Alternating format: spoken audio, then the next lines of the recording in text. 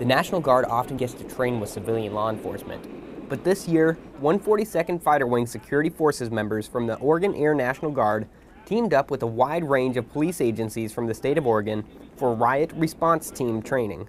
It was important for us to get on the same page with the civilian law enforcement. So this will be the first time that federal, state, local and county police agencies were involved in this type of training. So if we were called out, it would be, we all have a baseline for communication. We all understand the squad formations, the tactics, and so that we can blend well together in case of emergency.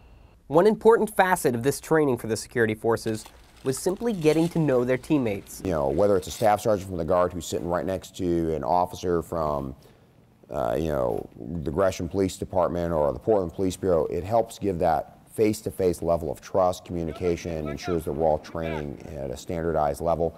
We know what your folks will do if they come in. Your folks will know what we expect them to be able to do when they show up.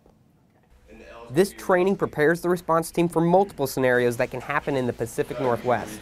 If there really is any sort of large-scale disaster, be it the eruption of Mount Hood, a Cascadia subduction zone earthquake, or even just large-scale civil unrest, there are only so many people between the National Guard and law enforcement that are there to help maintain order, to help keep the peace and to help keep the general populace safe, and we're all going to have to depend on each other and rally at wherever the points of greatest need are.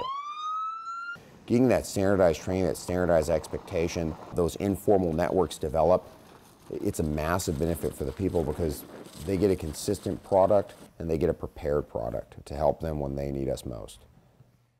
After a long 3 days of response team training, the Oregon Air National Guard and civilian authorities are better prepared to work hand in hand. For the 142nd Fighter Wings Public Affairs Office, I'm Staff Sergeant Stephen Conklin.